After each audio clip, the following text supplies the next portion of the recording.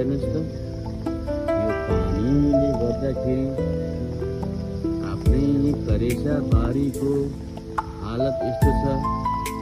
बिहानै बिहानै यत्रो फुल फुलेको अवस्थामा पानीले गर्दाखेरि मेरा सबै मुटुहरूलाई